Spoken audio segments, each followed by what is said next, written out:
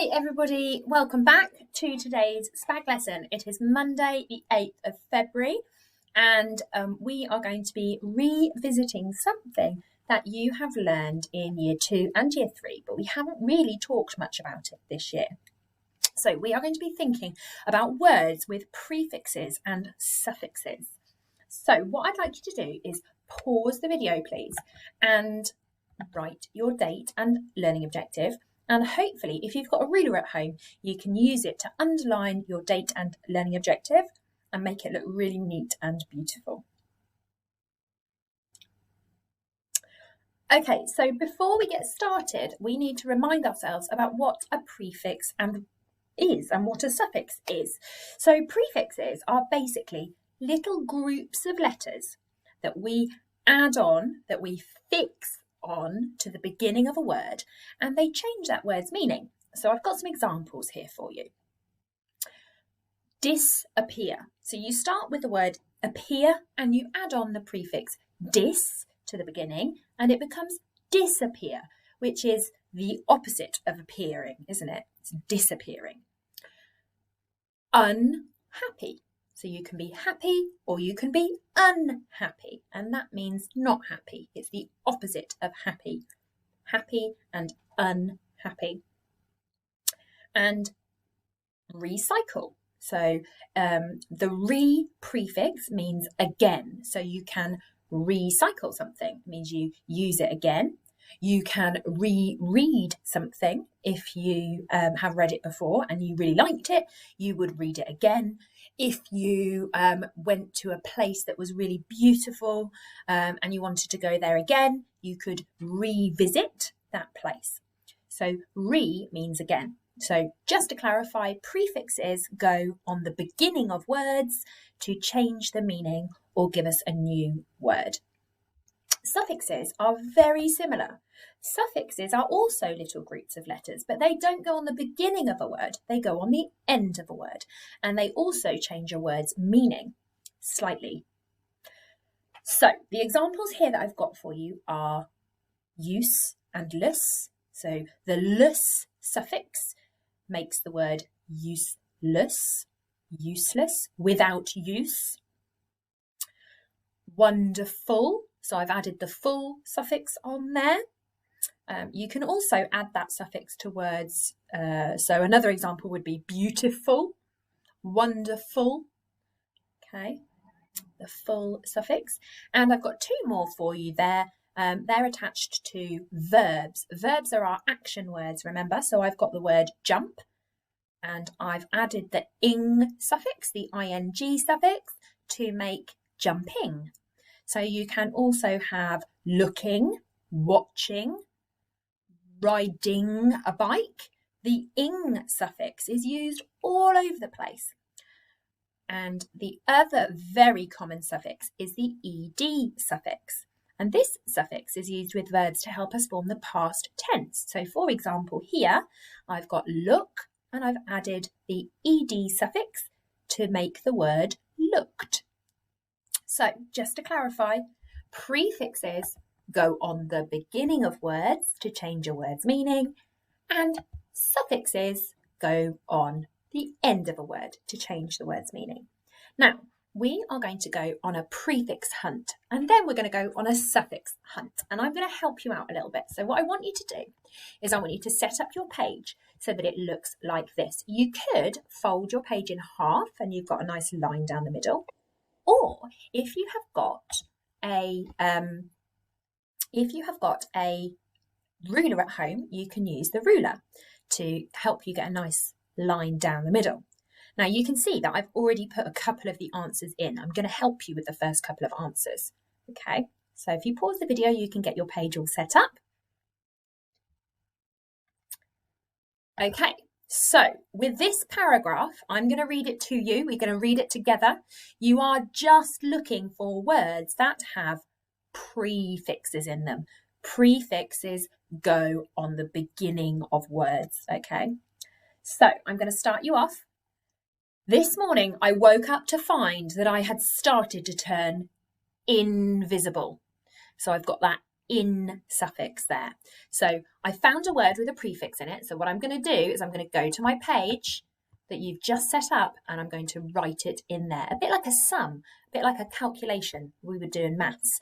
So in plus visible makes invisible. Now, there are 5 other words in this paragraph that have prefixes.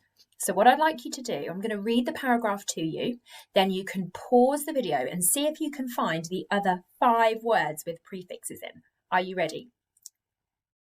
This morning, I woke up to find that I had started to turn invisible. I went downstairs to get my breakfast and Mum was totally shocked because my hands had started to disappear. When I was getting ready for school, I thought it was very unlikely that I would make it through the day without getting in lots of trouble. I started to worry that I wouldn't be able to undo the damage. Luckily, by dinner time, my body had started to reappear.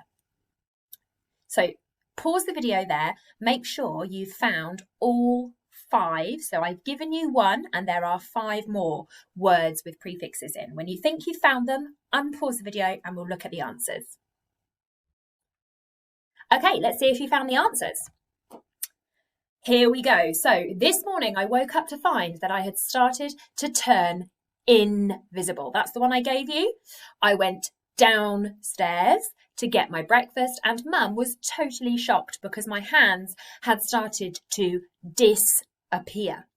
When I was getting ready for school, I thought it was very unlikely that I would be able to make it through the day without getting in lots of trouble. I started to worry that I wouldn't be able to undo the damage. Luckily, by dinner time, my body had started to reappear.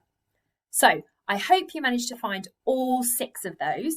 The next paragraph I'm going to show you is a little bit trickier. This time we are not looking for prefixes, we are looking for suffixes. And remember that suffixes go on the end of a word, on the end of a word to change the word's meaning or to make a new word. So I have shown you the first one here. I'm going to read the paragraph again. So here we go. How useful do you think it is to learn about fractions? So I've shown you the first answer and this is what you're going to do. You're going to go to that page in your book and write it just like I have, a bit like a calculation, a bit like a sum, just like before. Okay, are you ready for the rest of the paragraph? I'm going to give you a clue. There are 12 in total this time, so there are many, many more. There are 12 words with suffixes in them. Let's see if you can find them all. How useful do you think it is to learn about fractions? You might be thinking that it's completely useless, but you'd be wrong. If you have learned about fractions in school, it can be extremely helpful with everyday tasks such as sharing pizza fairly and accurately. Okay, so you might want to pause the video there or go back a little bit to hear me reading it to you again. I want you to see if you can find as many as you possibly can. There are 12 in total, so see if you can find all 12. It'd be great if you could. When you're ready, unpause the video and I will show you the answers. Okay, are you ready for the answers? So, how useful do you think it is to learn about fractions? Fractions has got an S on the end, and an S changes the meaning of a word. So, for example, if I had cat, cat as in meow, that would be 1. But I might have cats with an S on the end, and then I would have 2 or 3 or 4. I would have more than 1. I might have biscuit. Biscuit, just 1. But if I added the S suffix, I would have more than 1 biscuit. Biscuits. I'll save those for later. Yummy. So, how useful do you think it is to learn about fractions? You might be thinking that it's completely useless, but you'd be wrong. If you have learned about fractions in school, I've missed one, silly Mrs. Thompson. There wasn't 12, there was 13. Goodness me. Wonder if you managed to spot my mistake. Good job I spotted it in the end, hey? If you have learned about fractions in school, it can be extremely helpful with everyday tasks such as sharing pizza fairly and accurately. Now I'm going to change this under here because I told a little lie accidentally. There should have been 13. 1, 2, 3, 4, 5, 6, 7, 8, 9, 10, 11, 12, 13. Just thought I'd double check. So there are your answers. Now what you've done today is you have gone on a prefix hunt. Remember, prefixes go on the beginning of words, and a suffix hunt. Suffixes go on the end of a word to change the word's meaning. Now, you may have found it a little bit tricky because we haven't done suffixes and prefixes for quite a while. We might have talked about it a little bit at the beginning of year 4, but not much since then. So what I want you to do is I want you to do a self-assessment, just like we do in school. And you don't have to write out all of the sentences. I just want you to think about, how do you feel about prefixes and suffixes? Do you feel happy, yet confident? I understand what prefixes and suffixes are. If that's the case, you're going to draw me a lovely smiley face, and you're going to choose 1 or 2 of these sentences here to tell me how you feel. Or you can make up your own sentence to tell me how you feel. So you completed the work easily, you felt confident, you are happy with prefixes and suffixes. That's if you're, you've got a big smiley face.